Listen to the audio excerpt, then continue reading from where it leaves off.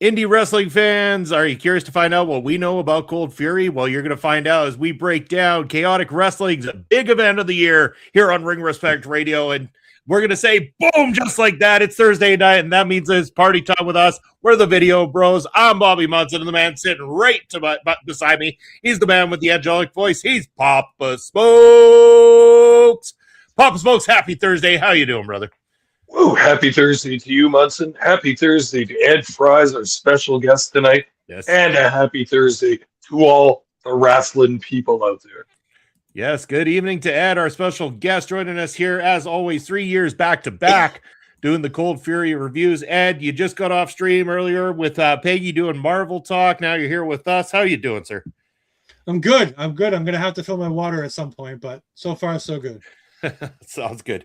Well, we'll find a perfect water break matchup for Ed, or we could even start by talking a little bit like we do. As always, we are the Video Bros, and we do Prairie Pro Wrestling. So we're going to do a little drop for Prairie Pro Wrestling because, yes, we are less than a week away. It's about, or not less than a week. Sorry, my apologies. Less than 2 weeks away. Next Saturday, the April the 4th, we are going to be having PPW Presents Resurrection. Yes, Resurrection from Prairie Pro Wrestling. Make sure to get your tickets. We are selling like crazy. I'm telling you, Papa Smokes. I'm pretty sure the seats are all sold out now. The general admission are flying off the shelf. Everybody wants to be packed inside that building on April the 4th. It's going to be great at the Cosmo Hall. And you know who's going to be there? This man right here. He's almost always there. He's there rocking it out with Bass Jr. Basser's in the house. But Papa Smokes, you got to be excited. You know who else is going to be there? The Mangler will be there and always here with us on a Thursday night as well, too. Also to see matching blue.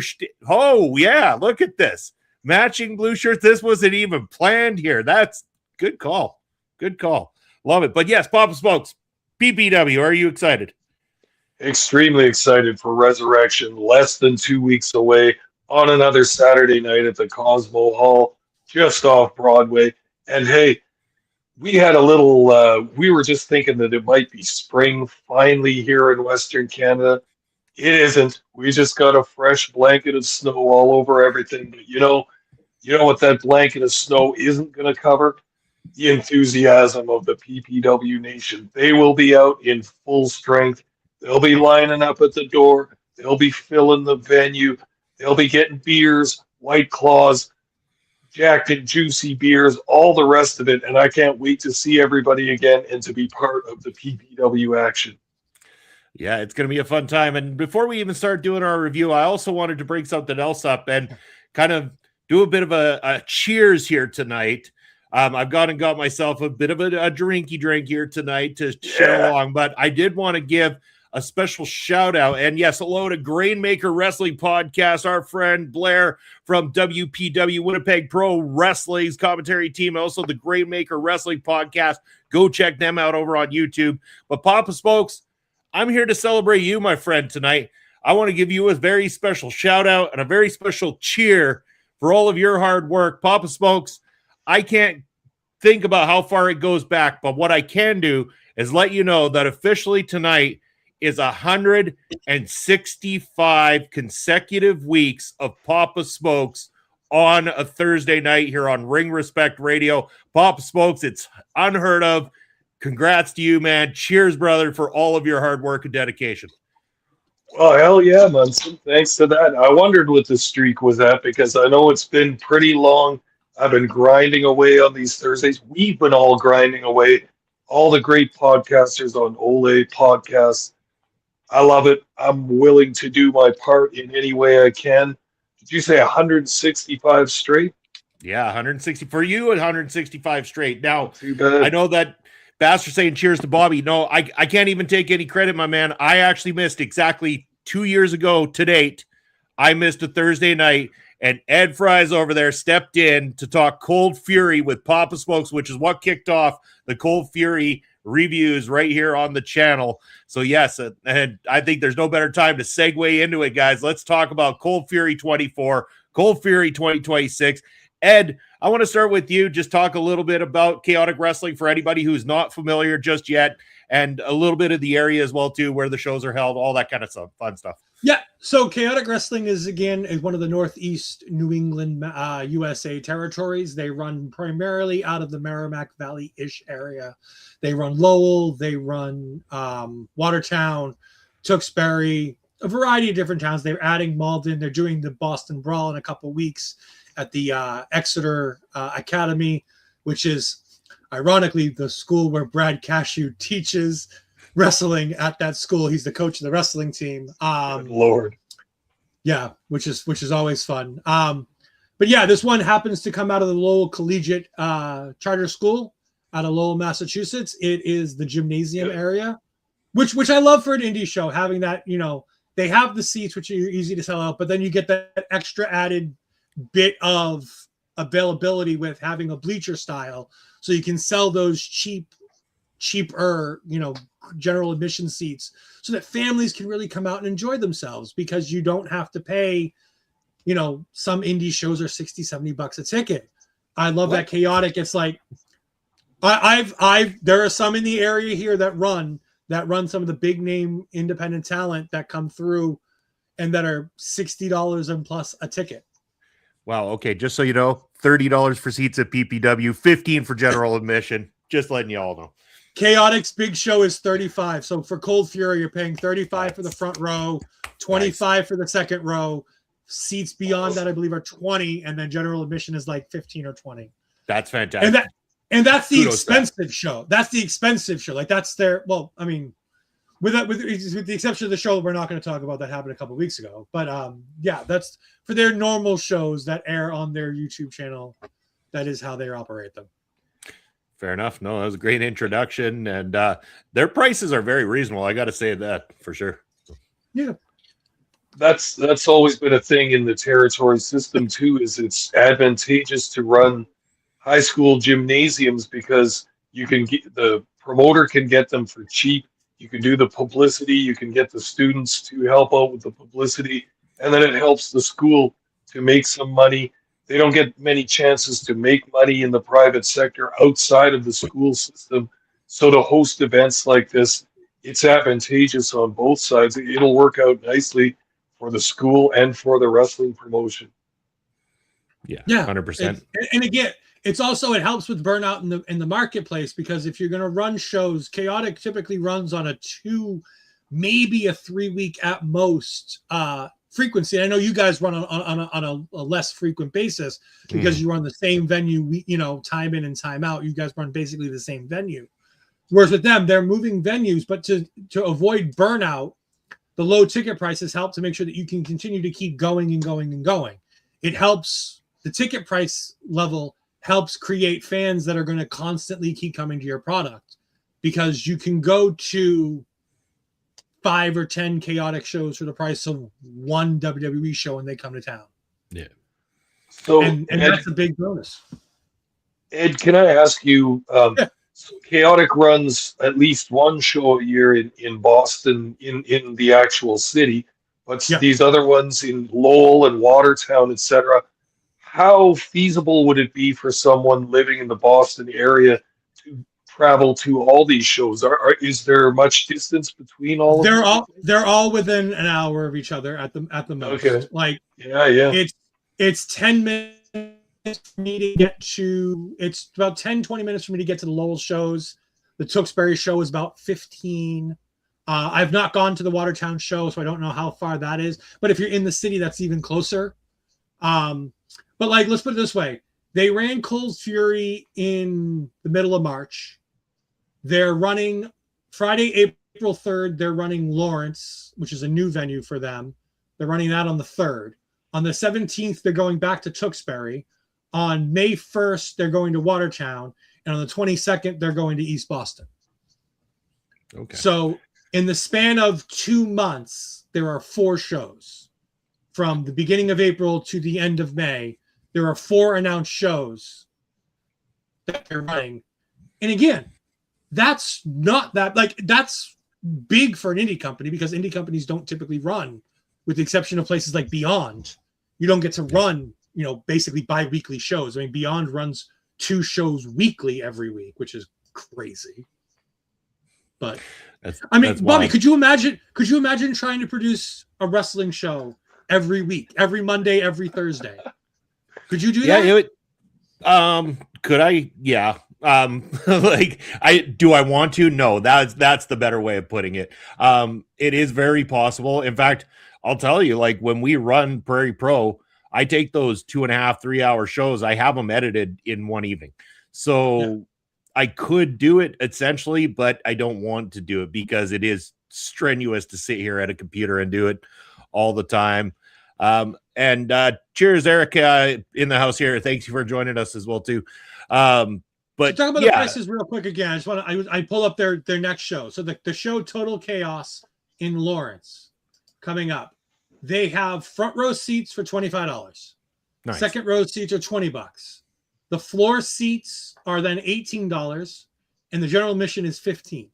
So the difference between general admission and front row is a $10 difference. I would probably regularly go to shows if I lived in the area. Honestly, like that's reasonable pricing for an independent wrestling production, especially at the level that they put it on and the depth of the roster that you guys have at Chaotic Wrestling. So I think that's more than fair to be asking that kind of price. And remember that you're basically using the talent on your shows. Like it's not often that we're bringing in big, like so many indie, and again, this isn't a bad thing, but indie promotions bringing in big name talent. It costs a lot of money, which then in turn makes you have to charge more for tickets because you have to be able to pay the talent. Unless you're shiesty companies that don't want to pay their talent, which is another problem in and of itself. But like, so you have to use the talent. Like Chaotic really does the best of making their talent the stars. Like I was talking to our friend Peggy. There was a wrestling promotion that we were talking about. I think it was AAW. And they had a poster for their show. And the entire poster was all of the big name talent they're bringing in. Richard Holiday, Mike Santana, the Hardys, Cross and Scarlett. And I'm like, that's great. But why on nowhere on this poster do you have the people who work your show week in and week out? Yeah. Like every time you run an AAW show, you should be promoting that talent. And again, that's me from the outside looking in. I'm not somebody who runs these promotions. So you, Papa Smokes, Blair from Grainmaker Wrestling Podcast, you guys can give me a much better idea. Yes, you want to market the people you're bringing in to sell the tickets. I get that. Oh, yeah. But you should also be marketing your talent too, as much as you can. I mean, I can say it right now. PPW, we haven't brought in anyone other than within the area and stuff like that, other than when Amir Jordan was traveling through and came with some of the team from Alberta at the time. We didn't really go out of our way to do it. And the reason is we also want to be the ones to help make some of those next stars. So we have an academy for a reason. We want to be able to promote the ones coming out of that academy. And speaking of which, we will mention that we have a special guest next week and might be tied to the PPW Academy. Stay tuned later in the show. We'll let you know what that's all about. But yeah, I think that it should be that way. You do have to promote who you're bringing in. I mean, Blair will be very familiar with this, with Winnipeg Pro bringing in some big names as of late, really, and including Mercedes Monet being the Winnipeg Pro Wrestling Women's Champion. That can be defended. I mean, I don't want to give spoilers to Papa Smokes. I don't know if he knows who she's going to be defending against just yet. But, yeah, I do. Yeah, the Voyager Cup was a banger, but yeah, again, everyone does want the spoilers. Cover your ears, but Monet going to be taking on Jody Threat, defending the title at Fight at the Museum. So that's going to be a very interesting battle there. See who ends up coming out on top. What's that? I said, let's go, Jody. Yeah, let's go, Jody. No, this was the match before. This is who Monet took the belt from in the first place, and it was a great match last time out. So see what happens second time around. Let's go. Is Prairie Pro Wrestling on YouTube? On YouTube, Eric. Yes, you can find Prairie Pro Wrestling over on YouTube. We release a new match every single Saturday. Pop Spokes and I on the commentary, so definitely feel free to go check us out over there. But let's get into some of the action from Cold Fury. Let's start talking about the matches here, gentlemen. The card opens up with what I felt was one of the best matches of the night, hands down, especially if you want singles wrestling action. Here's the crazy part. The Panoptic Championship is on the line. A lot of the times when we've done these reviews with you, Ed, the Panoptic Championship is on the line in these scramble matches where we've got multiple people involved here. But champion Shannon Lavangi defending against Becca, the inaugural Panoptic champion in one-on-one action. And these two ladies really put on a very strong wrestling match to open the card. Pop Smokes and I often talk about the first match on a card, how strong it needs to be in terms of getting the excitement with the crowd going and everything like that. And these two ladies didn't fail. This didn't need any of the moments that, commentary reminded us how much of a badass Shannon Levangie is in here, about the time she's gone off ladders, through doors, and through all these crazy things she's done. But none of that was required on this day. Shannon Levangie went out there to defend well. When it looked like Becca had the victory coming her way, Levangie turned it into a submission hold and actually tapped Becca out. And I was also surprised at the beginning of the match to see Becca actually showing sportsmanship towards her opponent, kind of, a little bit of a, understanding that these two ladies are two of the top when it comes to chaotic wrestling. What a great way to start things off. I'm going to go to you first here, Papa Smokes. Your thoughts on this opener? Yeah, again, we've talked about the importance of the first match on a card. I like this one, just a pure one-on-one match. Get the ladies in there, got a belt on the line. So this is where you might want to put a preliminary match. They've got an actual hot match starting off first here, and you're going to get the crowd in on it. Becca comes out to a smooth, slow jam, a new song that I haven't heard yet. On Becca, on God, I'll make you wish you had this hot bod. You haven't heard that one yet? I was going to say, that's been her theme for a couple of years now. Okay, maybe I have then. But another line that I liked in this song is she said that her eggs are fertile and healthy. Wow. Don't know what's going on with Becca, but it sounds like everything's good in her world. Yeah. Smokes, I've got a YouTube video for you to watch when we're done with the show. Hold on. Sure. Okay. I've heard a few songs that she's come out to, including the Hot Humid Summer or whatever it was called from a couple of years ago. But at any rate, Becca comes out to the jeers of the fans. Very cool leopard print gear that she's got on. Shannon Levangie has long been one of the most popular wrestlers in chaotic, not just ladies wrestlers, but wrestlers, period. Becca constantly works the crowd as a heel. She's excellent. She understands how this all works. She works a heel style, lots of stomping, kicking, gouging, that sort of thing. There was one move that kind of had me scared for a moment there.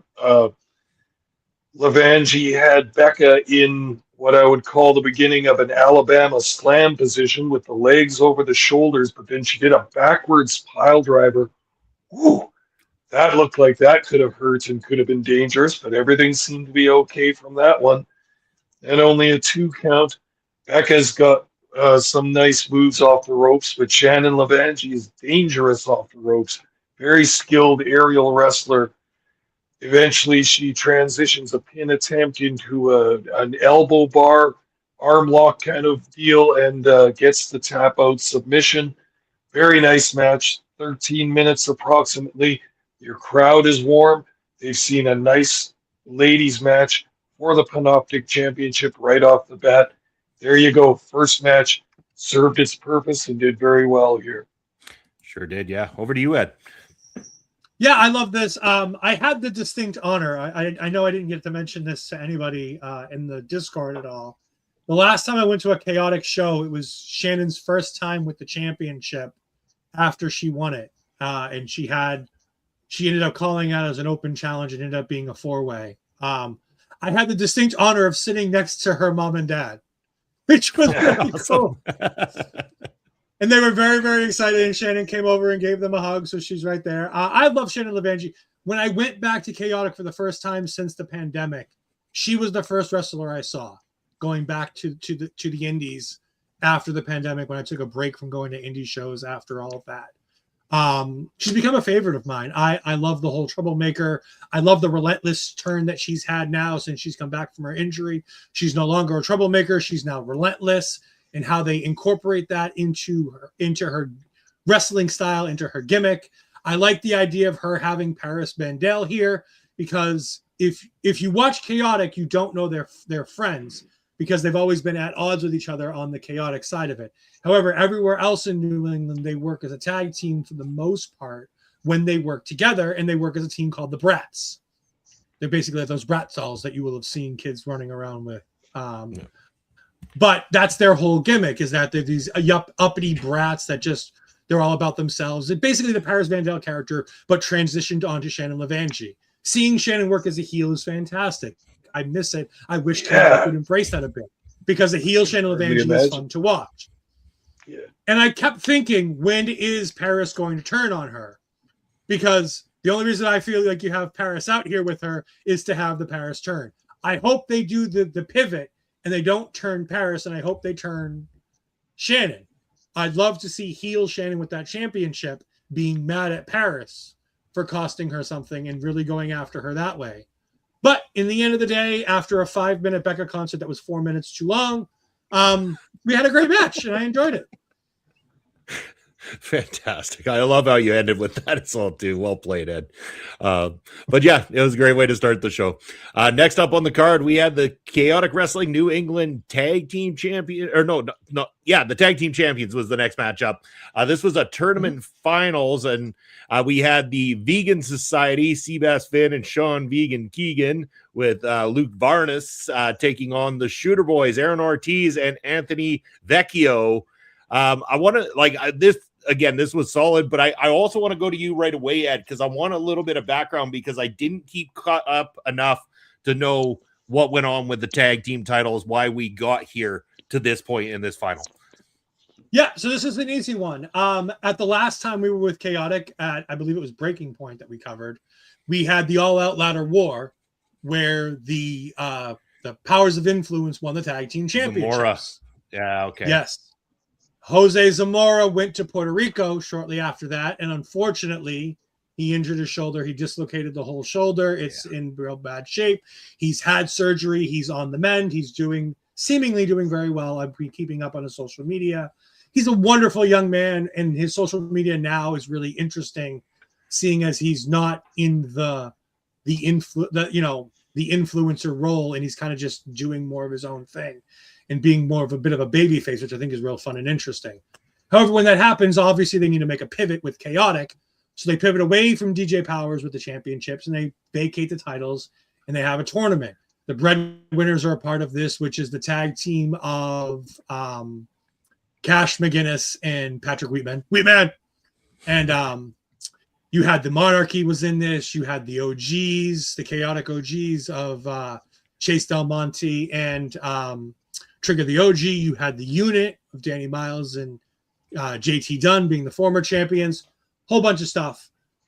And the fun thing about this is that you have the Vegan Society, because Sean Vegan Keegan at one of the big shows to end the year defeated Seabass Finn in a match where if Seabass Finn lost, he has to become vegan and join the society. He has to put down the differences and become a tag team partner with him. Tofu. And it's really fun. And it's Tofu. Oh my fucking God. Oh, that name makes me cringe. I hate it. I hate it. So funny. It's such a good heel name. I love it. It's so good, but it's so awful. And of course, they're taking on one of my favorite tag teams here, the Shooter Boys, because I adore the Shooter Boys. These two they remind me of a young Steiner brothers. They're not as strong and as powerful as the Steiners, but the whole gimmick, the singlets and the whole clean cut babyface gimmick idea, which is what we see from them typically in the Chaotic side of things. Not always, not everywhere, but in Chaotic, they seem to work that style.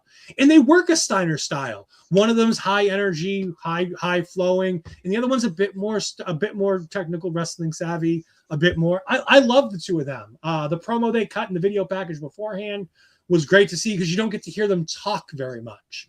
So to have them in that video package, and again, any independent wrestling promotion with a video package is going to get a thumbs up for me, because video packages are the one thing that independent wrestling companies don't do enough of.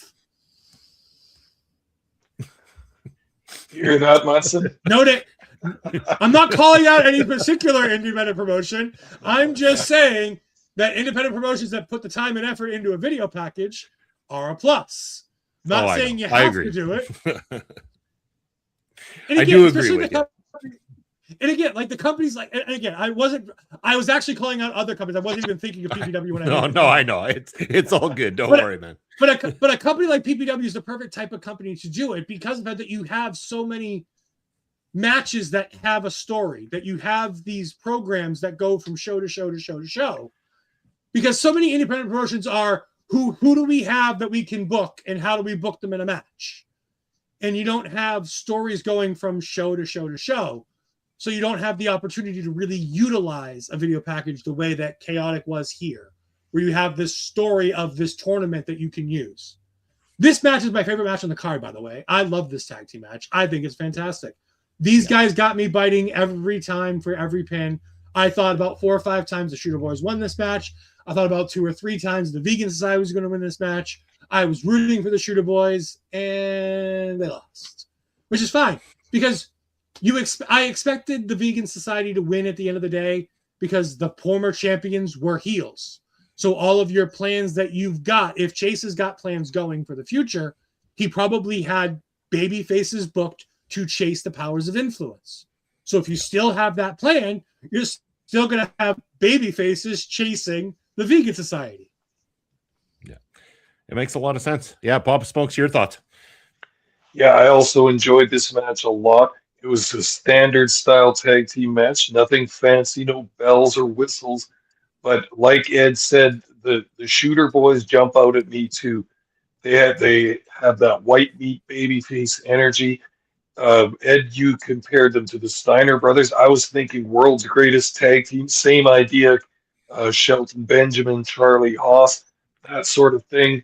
All American boys, amateur wrestlers that have brought their skills into pro wrestling, can do the throws.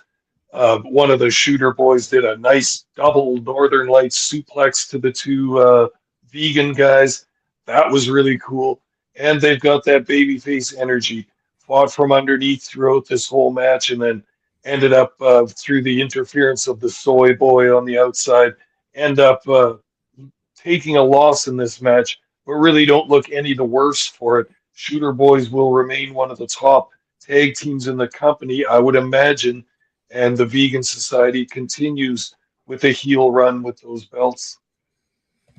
Yeah, and I really enjoyed this too. I thought it was great, high energy, great way to follow up after a great singles match opening up the card. And yeah, your heel tag team champions, it works. And I'm curious to see who goes up against them next. But at the same time, I wouldn't be opposed to seeing the Shooter Boys get another crack at the titles too. This match was that awesome.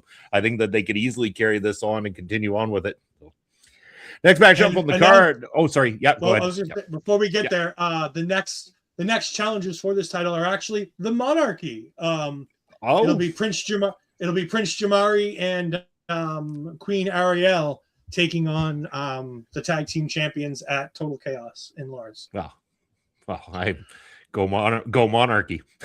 Although the Vegan Society's on a bit of a roll right now. Yeah, I have some bad news for you on that one. Yeah. All right. Well, we'll talk about the Monarchy a little later on. Right now, we're going over to the Chaotic Wrestling New England Championship 2 out of 3 falls match. It's the champion Milo Mira taking on Aaron Rourke. Man, this was a banger of a matchup between these two guys. Hard hitting throughout, high energy, good, solid work between the two of them. Very well polished.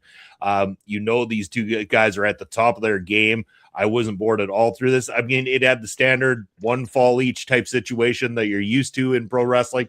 That's a given in a 2 out of 3 falls match. Rarely do you see it go where someone dominates and takes the 2 falls. So great back and forth between them. In the end, we get the retention of the championship, stays with Milo Mira. I like this one a hell of a lot. Bob Smokes, going to you. Yeah, I like this also for the New England Championship. 2 out of 3 falls. Aaron Rourke is a very effective heel. He's got an intensity to him. He's got a little bit of a scariness to him. I didn't think either of these guys interacted with the crowd all that much in this, either positively or negatively, but the ring work was pristine in this. There was a nice chicken wing hold in this match, one of my favorite holds. Always like to see that one. The first fall going by disqualification was kind of interesting, but Rourke quickly tied that up to make it 1-1. Rourke continued with intensity, really looking like he kind of got that feeling across, like you could tell how badly he wanted this belt. It's one thing to kind of show that desire to win the match, but you could see that Rourke was really, really like laying it in with those pinning attempts and all that. It looked like he really, really wanted to win this match against the man with the POGO. Of course, Milo Mira, we've seen him a whole bunch of times, but Mira hits 2 corkscrew moonsaults in a row for the pinfall in the third and deciding fall. Quite a good match for the third one in. It's for some gold as well. Were thrilled by this. A technically pretty much perfect ring match between these two. Probably two that have wrestled each other numerous times over the years, putting on a good show for the fans. No question about it. Yep. Over to you, Ed.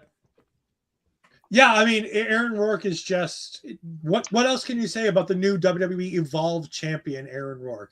He wasn't at the time of this, but he is now. And again, I love the new heel look that we're getting from him because it's something we don't typically get from Aaron Rourke. Aaron Rourke typically works as that dime piece babyface, and to see the heel work here was fantastic. I noticed a lot more from Aaron than I do from Milo when it comes to the in-ring work, when it comes to the crowd work, because I think Aaron is so good at getting in and on the crowd. He's so good. There were a couple moments here where he really, he crotch chopped the crowd a couple times. He'd get up on the turnbuckles and kind of show off during his offense. Milo's great, but there's just something special about Aaron Rourke. And like I said, WWE ID'd him. He's now working as the WWE Evolve champion, being the only person to defeat Jackson Drake to win that championship. Now that Jackson Drake is going to be working solely on NXT now, as he's been officially called up to the NXT brand from the Evolve stuff. The ID program's working. That's the biggest key here, is that you've got going on is that the ID program that ID'd Aaron Rourke is working for him. And the ability to get him around the country and to get him at all these different shows and to do all the things that he does is fantastic. To get the falls the way we do, I thought were really good, with the utilizing the belt to knock down Milo Mira to get the quick and easy pin to get himself back into it. I thought was really cute and interesting. It makes it a whole lot more fun and a whole lot more interesting. I don't think anybody wants a 2 out of 3 falls match where one guy gets both falls. I think that'd be so weird that I don't think it would work. And I think the whole gimmick of a 2 out of 3 falls, yes, you can skip right to the part where it's just the final fall. But all of the in-ring work going into it makes that third fall in this match so much more entertaining. The fact that Milo is not necessarily like a student of Aaron Rourke, but Aaron Rourke was at the Chaotic Wrestling Academy a lot going into this. The New England Pro Wrestling Academy is a place where Aaron Rourke would get a lot of training in. And he's a slightly more veteran wrestler than Milo Mira is. So when Milo was in there training with the Jerry Rivera's in the site, Aaron Rourke was in there as a veteran, helping train, working with the coaches. So Aaron Rourke, he cut a promo last time I was at the show where he cut this fantastic babyface promo before he turned heel on Milo and beat him down and told him he's taking his championship, which led to this match. I thought this was fantastic. This is a great match. I don't know what it is about Milo Mira as a baby. I love Milo Mira as a babyface, but at the same time, I don't get into his matches the same way I did when he was a heel.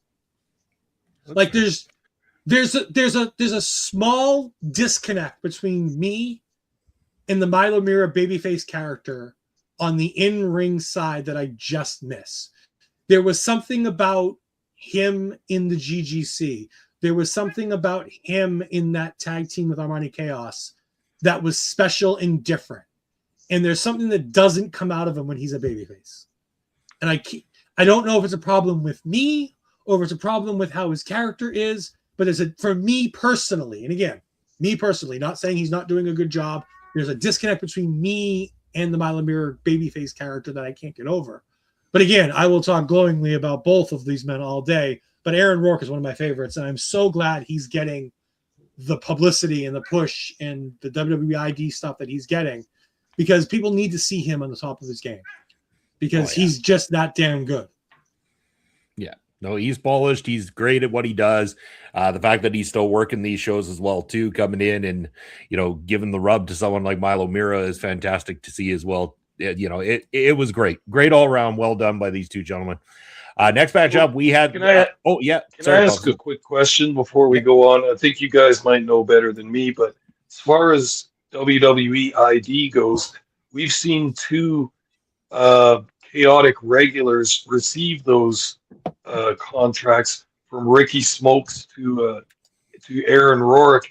How many other people from around that area? There's three that have gotten those contracts. Jerry Rivera just got his a couple weeks ago. Yeah, 2 shows ago, Jerry Rivera got his. In the New England area, Notorious Mimi, she was a former NXT star, Sloane Jacobs, but she just got ID'd when she was wrestling Laney Luck at Beyond Wrestling on Monday. Starboy Charlie was just here from the West Coast, and he got ID'd when he beat, because the scuttlebutt was that Starboy Charlie was getting ID'd win or lose against his match against Cappuccino Jones, but he beat Cappuccino Jones and is now the new men's ID champion.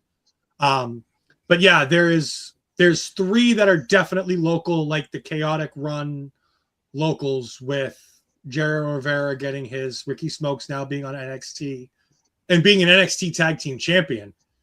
And then we also have Aaron Rourke, who's a Creative Pro guy, but we still consider him one of ours. Yeah. So that to anyone watching or listening, that kind of gives you an idea of the prestige of a promotion like Chaotic, that the big companies really keep their eyes on the indie company such as Chaotic, because it's in an area of big population density, and then just a lot of excellent talent coming up through their training academy, and from that whole area. Just goes to show what a big and important promotion Chaotic is. Yeah, good. And again, that's part of that is also that you've got the connection from, especially with WWE specifically, for years and years, because the New England Pro Wrestling Academy is a shoot. It's taken off after the Killer Kowalski Wrestling Training School, which is where the Chaotic Stars would train before Nepwa, when Killer Kowalski was still around and his wrestling school was still around. That was their partner promotion. So WWE has always been big into the Chaotic talents. Ivar, Kofi Kingston, Tommaso Ciampa. Trying to think. There's a couple other names that I can't remember off the top of my head that have all come through Chaotic that have ended up there. So yeah, Triple H himself came out of Kowalski's school. Yeah, Triple H and China both trained at the Kowalski school, but they weren't part of Chaotic. But they're more people from the area training in that area. So yeah, the Nepwa and the Killer Kowalski School of Pro Wrestling is definitely places that WWE's always looked. So Chaotic is one of those promotions that, for the 20+ year history that they've been around, they've had the eyes on it, because in the beginning, a lot of the talent was coming out of Kowalski. And if Killer Kowalski was giving you the rub and giving you the, the training, you were going to at least get a look from somebody from Connecticut, because that makes a whole lot of sense. Yep. Oh yeah. All right, next up on this card, guys, we got the Mill City Melee. We got the team unit. It's JT Dunn, Danny Miles, Matt Logan, and Dakota Daniel taking on the Chaotic OGs, Chase Del Monte, Trigger the OG, Eddie Edwards, and Ed's favorite wrestler on the planet, Alicia Edwards, in this matchup. It was an interesting matchup. Again, there's a lot of people involved, a lot of stuff going on. Not typically my favorite type of matchup, but there's a lot of good to be said here, because there's a lot of good people involved. But I see that big smile when I said Alicia Edwards there, and I want to go over to Ed and get his opinions on this matchup.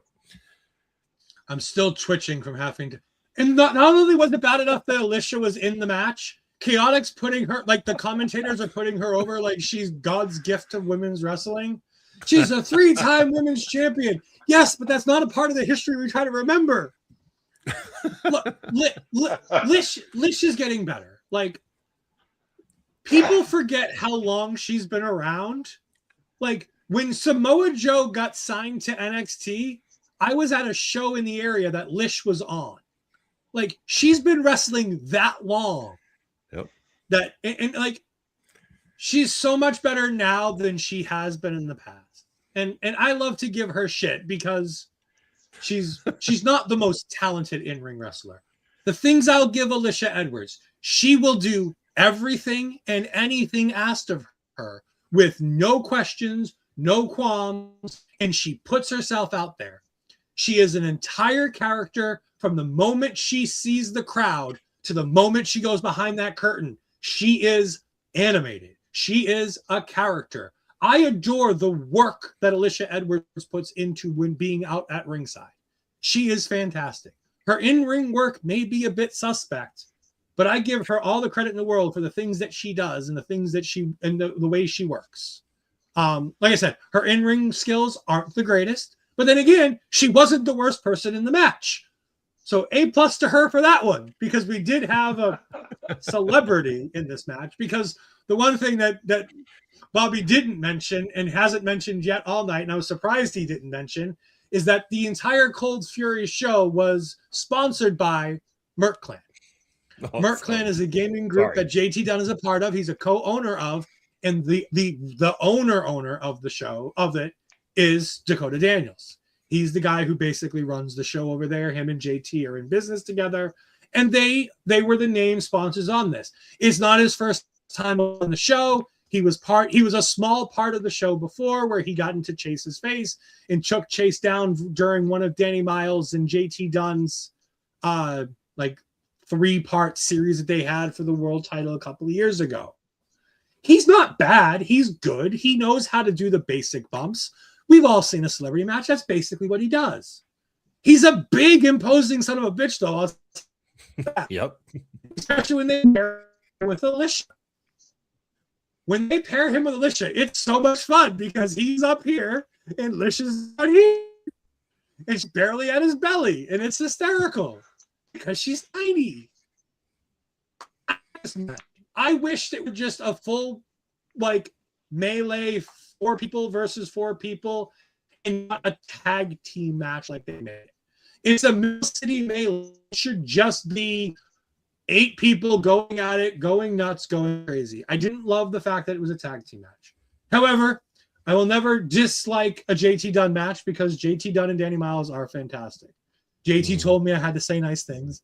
I would have said nice things anyways because I adore the work that JT Dunn does. But I was in his stream the other day as he was opening Pokemon cards and playing some Arc Raiders. But no, JT is so good, and it was great to see Matt Logan back. You know, he brought it up in the video package again. Video package, yay! A+ video package, talking about Matt Logan and talking about how they did a 25th anniversary show over the late last year, and Chase is part of his old group. And Chase didn't bother to call him. He called his brother. The other Logan was at that show, but for some reason, Brian didn't get the call. And I'm like, that's great. That's a great way to build this show and build that thing. Because there's no reason why Matt Logan should be teaming with JT Dunn, because that's not a partnership that works. But because of the fact that he's mad at Chase, it makes this work. And again, Chase is so good at being that goofy heel that everything he does is fantastic. The outfits he has, where he has them in the baseball jerseys instead of letting them use their ring attire, where, it's just chef's kiss. All of this is so good and so fun. And you've got Eddie Edwards. Like, Eddie Edwards is so talented. He really is. And the fact that nobody's really given him the opportunity to be as good as he can be on some of these other levels, whether it be TNA, whether it be TNA before, in the old days where he was there with the American Wolves, like, he's just never got that opportunity to be that star that he can be. He's always in a group with other people, and he needs to be the star of those groups. And I think he's finally going to be that with this new system where they've got Bear Bronson and they've got him and they've got Myers. Like, that's the kind of group with him and Cedric. That's the kind of group where Eddie can be the lead and Eddie can be the star. And Eddie was one of the best in this match. I mean, Take your pick. Is it JT Dunn? Is it Eddie Edwards? Is it Matt Logan? It's one of the three of them that's the best standout in this match. But this whole match is great. I wish it was 4-on-4 the whole time. I didn't love the tag aspect of it because I don't love big tag matches. I don't like once you get past 6-man tags, it kind of loses itself because it's just rotate guy in, do a couple things, rotate guy out, work for hot tag, call it a day. And again, that's mostly all tag team wrestling is, but when it's 2 guys, it's a whole lot more meaningful than when it's 4 people. And if there's no I really had a bunch of fun. If there's no disqualification, why bother having tags? Is the ref supposed to come over there and not allow a tag if the guy on the apron isn't holding the tag rope? I mean, what the hell? Yeah. So what we're saying is weird. Like weapons were allowed, but you had to follow tag team rules. It was just an odd little cluster. Yeah. So what you're saying is if we're gonna go full clusterfuck, go full clusterfuck on these things. Absolutely. Yeah. So yeah, your thoughts though, Pop Smokes, on the match as a whole. Yeah, didn't love it. Found it a bit of a mess, but I love some of the talent in this match, including Dunn and Miles and Eddie Edwards. I'm glad you guys talked about him already. There's not much I can add to that. But the last time I watched him wrestle, Munson, was a couple of years ago when he did a run in MLW. Quite effective in that run too, and they had him as a hard-working babyface kind of thing, and little video packages about how hard he was training in the dojo and all that stuff. He's a handsome guy. You can make a good babyface out of this dude. He's a very good ring worker. He's got some personality. He can talk to some extent. I think there's a whole lot of talent there, but like Ed was saying, he's never really hit it out of the park yet or had that big opportunity or that idea to tweak his persona where it gets over on a larger scale to the fans. Yeah, couldn't agree with you guys more. And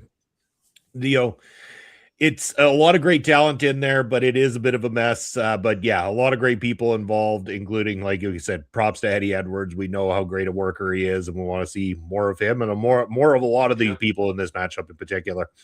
Then we got to see a whole lot of people in there. Sorry, I thought we were going to move on. Before we did, I just want to talk about. I love the spots in this match. JT Dunn doing the Destroyer off the chair, I thought was really cool. The setting up of all the OG setting up all the doors that they end up all going through the doors because of it. I love the Chekhov's door where they have all the doors and they're the ones that end up going through them all. And the way they do it, it's a spot fest. It's a lot of fun. It's a lot of silly, goofy stuff. But at the end of the day, that works. That's what professional wrestling is. We're watching guys and girls wrestle in their underwear. Like, it's silly and dumb.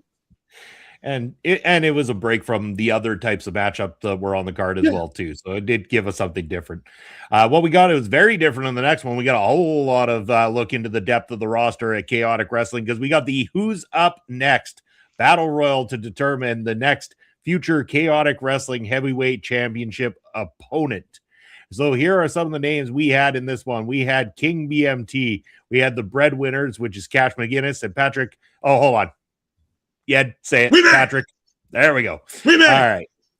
Then we had, get this, Ed will love this. We had B3 in the matchup. Aaron Ortiz and Anthony Vecchio pulling double duty as their other tag team B3 in this one.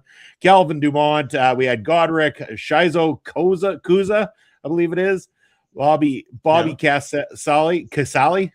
Is it Casali? Bobby Casal. Okay, Casal, sorry.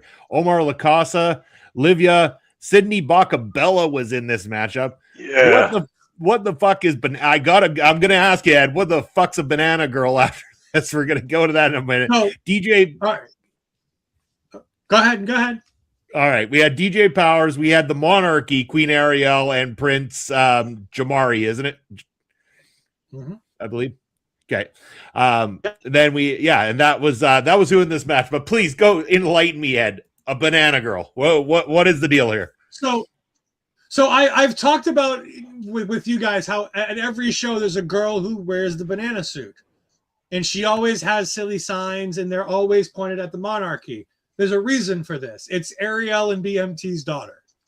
Okay. Oh, crazy. Yeah, this is one of their kids. Yeah.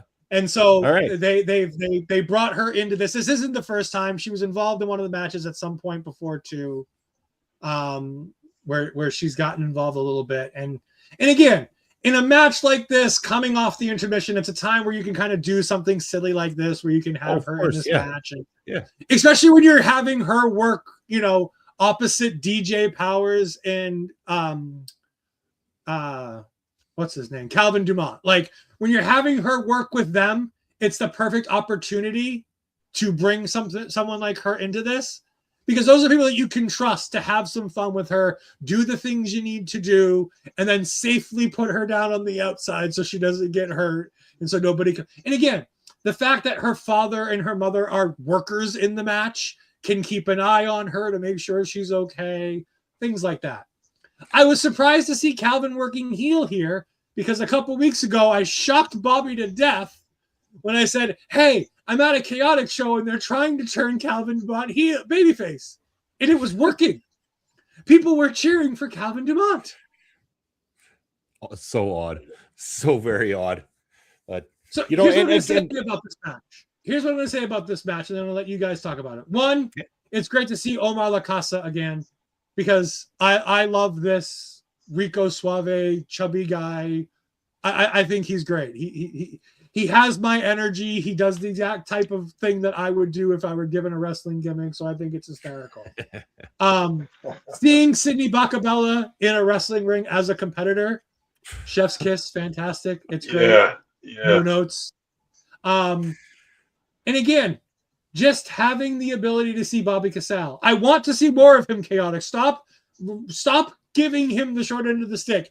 He is so good. If you've seen him in Create a Pro, if you've seen him in Wrestle Pro, there's a couple other places he's at that he works where he gets the time and the effort to really get in there. He's working beyond wrestling with the Stetson Ranch right now, and he's really good. He's a former MMA fighter, and he's more than for his own career as an MMA fighter, he is the corner man and the sparring partner for some of the bigger names currently. Like when he was doing it, for some of the bigger names, he was a sparring partner for some of them. So like he's well respected in the community when it comes to the MMA side. So I just want to see more of him and more of the type of guy he can be. But I think they gave him the good big guy treatment in this match that I thought was really fun. Yeah. No, and again, like going back to what you were saying about Banana Girl, like I think it's fun when you can put someone like that in a battle royal, especially if it makes sense to the local crowd. I just knew there had to be a story behind it, and I do remember you mentioning that now, but I didn't quite catch on in the matchup as I was watching it. But at the same time, a lot of fun. Again, a lot of fun with a lot of people in this match. I thought it was hilarious that King BMT eliminated his own wife and Prince Jamari from the matchup in this one on his way to victory as well too. Like, I don't know. I don't think I was gambling that King BMT was coming out on top, even though I am a fan. I do enjoy his work a lot. I'm happy to see it too. I wouldn't have called it going into this thing. I thought they would have pulled the trigger on somebody else, but no, King BMT coming out on top. I like battle royals. They're fun. They're gimmicky. They're goofy at times, but they're a good way to get a lot of names out there and just have something different on a card. So I enjoyed this battle royal. I thought it was great. Over to you, Papa Smokes. Yeah, I thought it was pretty all right also. And you kind of knew the likely wrestlers that were possible to win this thing, because they had a lot of kind of lower card talent on it, and then a few wrestlers that could maybe be seen in a main event somewhere. So you knew that somebody with a name was going to win it. The rest of the people in this battle royal were either for fun or inexperienced rookies out there getting some reps, which is also very, very important to do, to get your young guys on the card and in a match in front of the crowd. Banana Girl popped for her, pretty funny. She did a nice stunner. And then even her elimination, she went out pretty, wouldn't say violently, but it was not the easy treatment. She hit the floor pretty hard and was just fine with that, so that's cool. But the real story coming out of this battle royal is possible cracks in the monarchy. You could see that some people weren't too happy with their eliminations there, with BMT coming out on top. So we'll see what happens with that. Isn't that always the thing in a tag team or a faction? When one of the members gets that title shot, what are the other members going to be thinking? Is there the jealousy? Is there some kind of strained feelings within the faction? We're going to see in the future, obviously, but setting something up there for sure. Yeah, curious to see how it pans out. Curious to see what happens when King BMT goes up against the champion, whoever that may be. We'll find out shortly. Up next, we got Jeriel Rivera taking on Big Cheese, Tony Navarro. God damn you guys and your food references in all of these different, all these different wrestlers. I get so goddamn hungry watching chaotic wrestling. I wish we had a food sponsor here. This would be a perfect segue. But yes, the Big Cheese taking on Jeriel Rivera. And again, Jeriel Rivera is excellent. Tony Navarro keeps entertaining me each and every time I watch him. I keep getting some good entertainment from this guy. He's fun. He's got some good skill in the ring. The crowd's behind him. This was, again, a good way to break up what we had just seen with the Battle Royal, knowing that we were going to go into another multi-person matchup for the main event. So I thought this was a good matchup to put on in between a Battle Royal and the main event that we're about to talk about. Like this one, Jeriel Rivera picking up the win. Going to go to you first here, Papa Smokes, on this one. Sure, I like this match also for some of the reasons you just outlined, that this card kind of vacillated between multi-person gimmick matches and then serious one-on-one competitive matches in between. This one was approximately 8 minutes long, so kind of like a TV match from the old days. They put a very popular fan favorite, Tony Navarro, in against one of their big prospects, more than a prospect, Jeriel Rivera. He's just looking like more than $1 million in the ring there. They want to showcase him. They want to put him up against a local talent, or I don't know if he's local or not, but he's popular amongst the local crowd. And just basically a platform to make Rivera look awesome, which is exactly what happened. I like Rivera. He's caught my eye before, mostly because of his Adonis-like physique. He really, really looks good. We've talked about the body guys before, body guys and girls, of course, but when you've put all that dedication, all that time, and all that work into your appearance and your body, you're already over when you walk out from behind that curtain to a certain extent, right? You look so good and you look like a wrestler. That's what this guy looks like. He almost doesn't have to do anything. He's got his presentation is so strong. So putting him in there against the Big Cheese, he doesn't have to do that much. But you got to give him the pinfall victory in this, which is what they did. So an 8-minute match where it's just, let's put Rivera up on the pedestal. Let's give him a win against a popular local opponent. And there you go. There's the WWE ID guy looking awesome and getting over in front of the fans. Putting this match as a semi-main event here too is a nice touch also, because it's showing the fans, hey, Rivera is one of the next big guys in this company.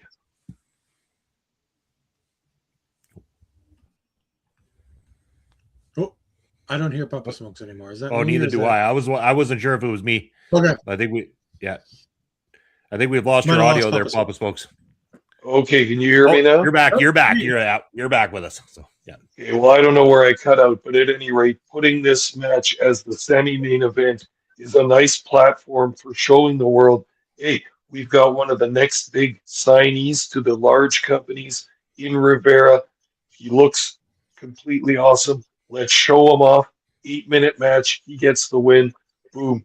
The Chaotic puts on another excellent spectacle right before the main event. Yeah. I couldn't agree more. So this was a match that was supposed to take place in February at one of their shows.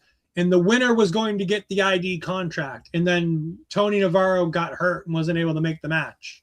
So they had to sub in somebody else, and Rivera got the win. So this is kind of a make-do on that match that they had kind of already promised the crowd. So I was like, well, we're going to do it anyways here. And they had the time and they had the space to do it. I love Jerry Rivera. The divine design, the God's greatest creation. That the GGC was him originally, and then it's formed into so many other things when he got hurt.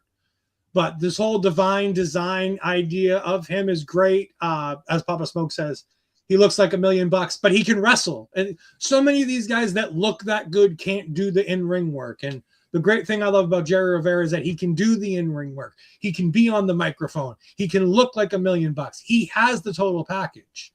They just need to help elevate him. And that's what the ID program that's going to do. It's going to get him out there into different areas of the country to help get him doing his thing. It's going to get him on WWE Evolve. It's going to get him over there where he can learn the WWE style of television wrestling and really up that game. And then being at the Performance Center and being able to take classes with some of those great professionals that they have down there at the PC is always going to be good too. Like, say what you want about WWE, and trust me, we have said a lot of things about WWE. The one thing they can do is teach you how to do the things you need to do to be a star. They can do that. They have the ability. They have the ability, and they have the people. That PC is full of people like Norman Smiley, of people like Shawn Michaels, of people like what's his name? Dr. Tom. No, Dr. Tom works out of his own wrestling school now. He doesn't do that anymore. Okay. But I was thinking of the guy from ECW in Ring of Honor. He was the announcer for Ring of Honor for a while too, with Ian Riccaboni. I can't think of his name. You guys talk. I'll figure out the name in a minute. All right. Yeah. No. Well, while Ed's figuring that out, we can maybe start segueing into our final match of the night, or better known as our main event of the evening. This match scheduled for one fall. And it is a fatal 4-way matchup for the Chaotic Wrestling Heavyweight Championship. Yes, the champion Armani Chaos with manager Sidney Bacabella took on Mortar, former champion Brad Hollister, and Tyree Taylor. Again, when we go over to Ed, I want to get a little bit more backstory here. Bacabella now with Armani Chaos. Armani Chaos is the champion. Last time out that we reviewed here on the channel, Mortar was still the champion at this point. Mortar had a rough go in this particular matchup on this night here. Armani Chaos has always looked great. Speaking of great, Bobby Stats is in the house. Always great to have you here, Bobby, my friend. But yes, we had the two of them, but also Brad Hollister and Tyree Taylor, excellent in this matchup as well. I thought, again, not huge on these fatal 4-way matchups, but I do like these guys, and I did like this one. This one, actually, surprisingly, for all the fatal 4-ways we've seen lately, this was one of the better ones I've seen in a while. Armani Chaos still remaining the champion, but Pop Smokes, your thoughts? Yeah, I agree with that. I find 4-ways just a little bit too busy usually for my taste, but this was well done. Of course, it became a 3-way after a little while here, but yeah. Last time I watched, Armani Chaos was not the champion. Mortar was, so that's a big change. I like him. I think he's very talented and all that. I still think he looks just a little bit too green as a performer to be at the very top of the card, especially in a big company like Chaotic. But we're going to see. This is the only appearance I've seen of him so far. I will watch more and see if that opinion changes. But one of the big things in this match for me was Tyree Taylor. Wasn't familiar with this guy. He comes in as a big, strong cement truck of a man, and he got put over big time in this match, like what they did with him. All the other 3 guys in this match tried to knock him over at the beginning of this match, tried to move him. No one could. He's too strong to be moved until Mortar gets going. Oh, look at this. Mortar can move him. Oh, and he knocks him down a few times. Sidney Bacabella decides to put his hands on Tyree Taylor. Bad idea. Now Bacabella is on his ass outside the ring. So Tyler going over as a big powerhouse, putting him at the top of the card like this, I expect to see a whole bunch of him in the future up towards the main event of the card. There were a few nice big moves on this. Taylor or should I say, Bacon gave a superplex on Taylor and somebody else, a two-man superplex that had some impact to it. Tyree Taylor did a two-man, I want to say Falcon Arrow, but it was kind of like John Cena's move, the FU, like off of the shoulders like that. Ooh, that looked dangerous as well, but a great spot, had huge impact. The sound from that in the middle of the ring must have just sounded so great live.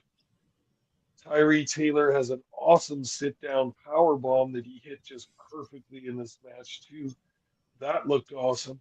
But the real question being about Mortar, he was working a knee injury in the beginning of this match. Had done a little flip off the ropes and was favoring that knee. But then, in true irony, of course, he does end up injuring his leg for real. Hope that isn't serious. Always kind of get a really creepy feeling when you can see that there's an injury during the match that isn't a work. And I really hope the best for Mortar because he's grown on me a lot. I like him even more now that he's not totally gimmicked out in his face paint and stuff. I like him as a straight up bulldozer tough guy, and I hope he's okay. But in this match, we had Armani Chaos going over, defending his title again, so they're going to stick with him at the top for a while, and we'll see where this goes. You bet. Yeah. Ed, little background on this and your thoughts on it. Yeah, so I can fill in some of the blanks here. Armani Chaos worked with John Walters in a tag team match about 8 months ago when Sidney Bacabella was working with John Walters. And Walters walked out on Bacabella because Bacabella kept screwing up his matches, even though Walters just kept losing. So he blamed it all on Bacabella before he walked out. And for some reason, they just kind of paired Armani with Bacabella and turned Sidney babyface at the same time. And I don't love it. And it doesn't make a whole lot of sense, but it is what it is. They work well as an odd couple, like manager pairing. It grows on me every time I see it. I don't like it, but it grows on me every time I see it. Mortar lost. So Mortar put himself in the Pandemonium match number 1. So the Pandemonium match is their January, like their Royal Rumble show, but instead it's a 6-person elimination match. And it's like a gauntlet. People come in and you have to be the last one standing. And Chase was screwing with him, so he said, screw it. You know what? I'm going to put the title on the line in Pandemonium as opposed to giving the winner of Pandemonium the opportunity to main event against me at Cold Fury. I'm just going to put the title on the line inside Pandemonium. And he lost that match. And since then, he's gone fucking batshit crazy. He's been working heel ever since. He knocked down Jolisa, the ringside attendant, at one show. That's his fiance. So there was a whole thing about that. At one point here, he was dressed essentially like Bandito, where he had the little hat on. That was a nod to Bandito, who works over in AEW. Mortar's great. I love Mortar. I think he's fantastic. I love heel Mortar because I think it gives him a little bit of a backbone, a little bit of ability to be a bit of a dickhead, which I think a guy who does the style that he works, I think you can easily work babyface or heel with that gimmick. So I think that it really works for him. I will never say enough good things about Tyree Taylor. Every time I see this guy, he's one of my favorites. I wish he would do meet and greets at these shows because every time he's been in a show that I've been at, he's not been doing a meet and greet, and it makes me sad because I want to meet him because I love everything he does. He is that big, beefy, burly son of a bitch who just does the big man things and does them so well. But he reminds me of like an Ivar because he's not a big guy who just does big guy things. He does the aerial stuff too. Like he doesn't do it as good as Ivar does, but he's on that same level. And him grabbing Rich and being like, say my name again. I didn't like the way you said it. Like, I don't like seeing people like touch Rich, but I like the way he's doing it. Like they're portraying him since he came back of being a little bit of a lunatic, a bit of a monster. Every time he hears the word monster, he kind of loses his mind a little bit. It's great. Big Bacon, Brad Hollister working as Mr. Bacon. Those are gimmicks that just work. Like that whole I'm the arrogant teacher, like dressing like a teacher, doing the whole Dean Douglas style thing. Those gimmicks always work. They're fantastic. They're heat magnets because everybody hates the people like this. So you instantly draw heat with it, no matter how good or bad you are at it. And he's really, really good at it. And he's really talented in the ring too. So that helps work with the gimmick as well. I love Armani Chaos. I know Papa Spoke says he's a bit green in the ring. I don't see it. I love everything Armani does. I think he's fantastic. My biggest thing about this match and what I want to see coming out of it is how does Armani deal with Sydney using the fireball on Tyree Taylor? That's what I need to know, because taking Tyree out of this match and making it a triple threat at the end when Mortar comes back in.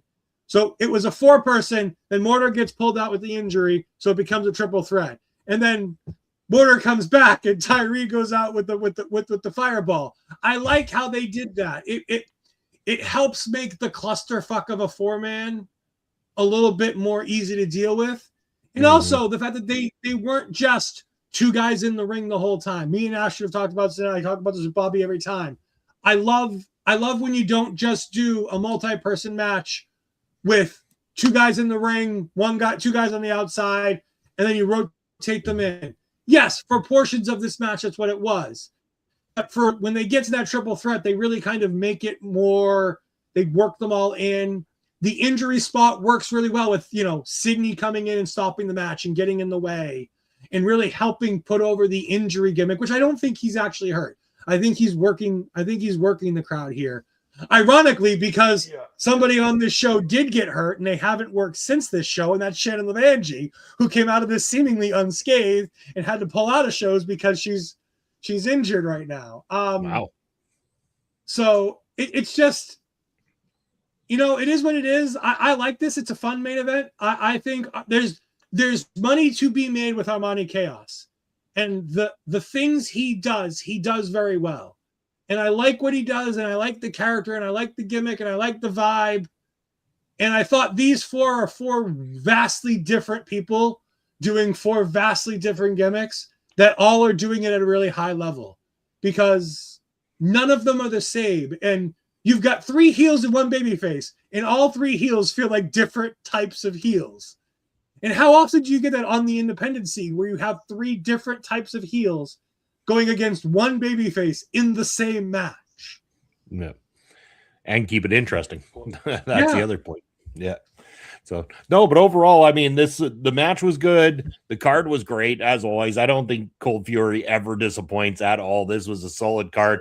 It is available on YouTube, so go check out Chaotic Wrestling over on YouTube and check out Cold Fury. Let them know the Video Bros and Ol'Ed sent you over there. But yeah, quickly, Bob Spokes, your final thoughts on Cold Fury. Can't say enough good about Chaotic. I've been so much enjoying watching these shows since we've been covering them, thanks to Ed's recommendation in the first place, of course. But like we said a million times, this is one of the top independent companies in North America. So if you get the chance to watch it, watch what they're doing. They run an indie show like a Cadillac engine run. It's smooth. It's well thought out. They've got a deep roster. They've got all different kinds of wrestlers at different stages in their careers, from the rookies coming out of the training camps to some of the indie stars that they bring in, and then some of the regular mainstays of the company. It's solid. It's good. The booking is good. The venue is good, and I love watching Chaotic and Cold Fury, one of their big shows of the year. Always a pleasure, and I'm looking forward to watching and covering more of their stuff. Hell yeah. No, Bobby Richard Holiday wasn't on this particular card for Chaotic. Ed, your final thoughts on Cold Fury this year? Another fantastic show. I'm sad I missed it live. I missed the ticket drop when they announced the tickets, and by the time I saw it, the front row tickets were gone. And I'm a front row kind of guy when I'm at an indie show. If I'm not sitting front row, I'm not going. That's fair. There's just something special about being front row at an indie show. Like you don't get the same vibe sitting in the second row. So, but no, I love Chaotic. This was a fun show. Ironically, something fun to say. I started this show when we started the show at 3 times speed just to keep myself up. I'm at 2 hours and 40 minutes into this 2 hour and 52 minute show at 3 times speed in just the time we've been doing this. The other thing I want to mention here is something that we skipped over a little bit, and I just wanted to say it. I loved the Hall of Fame segment. I don't know if you guys actually watched it, but they had Jamie Jamakowski come back out. And I loved hearing about the ref Mark. And I love that story from Jamie talking about how this is the guy who kind of like it was his right-hand man for the entire time, and how none of this would have been what it was if it wasn't for him. And I love the fact that at these shows, a company that's 25 years in is giving their flowers to some of these former employees and people who are, part of the promotion and telling us that, these indie shows don't just rely on the talent, that it's the fan base and the people behind the scenes that make all of this happen. And it's nice to see them being like, these are people who are important to us. And these aren't the names of like the biggest stars in the company. Like these are people who this show was 2 backstage guys who did a lot of work backstage, printing up flyers and things like that. And one of them worked for Jamie Jamakowski on his day job and was like, sorry, boss, I can't do what you need because I have to get the stuff ready for the Chaotic show. And I'm like, that's a Munson level guy. Like that's a guy who's like putting off his day job to get the PPW show stuff done. Not that Bobby Munson would ever do that, but I'm saying that's the kind of guy Munson would be. But Munson always does the job that he's supposed to do when he's on the job. I don't want to slander Bobby Munson and get him in trouble with the bosses, but Don't worry, my boss is a PPW fan. It's all good. Okay. Yeah. So, but no, with that said, Cold Fury, awesome as always. Go check them out over on YouTube at Chaotic Wrestling, of course. Just quickly, what we got coming up here on Ring Respect Radio over the next 2 weeks. I alluded to it earlier, coming out of the PPW Academy. He's had 3 matches under his belt, including 2 victories, one over Morris Waltz, and a last show out, pinning the Mexican Devil, El Asesino, Soup Nasty from the PPW Academy, joining us next week right here on Ring Respect Radio as we do our...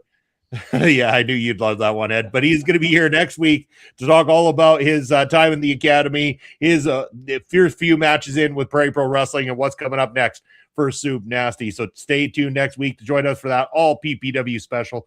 But a week after that, our good friends over in New Zealand at SPW, Southern Pro Wrestling, they're back for the year, and you can go check out now Fight for Gold 2026, available on their YouTube channel, and we're going to bring in that 2 weeks from tonight. We're going to be bringing you the review of SPW's Fight for Gold 2026. But in the meantime and in between time, we want to find out, where can the people find Ed next, and where can they reach out to you? You can find me at all the usual places, Ed Fries 12584 on Twitter and Blue Sky, twitch.tv/Ed Fries for my Marvel Talk content.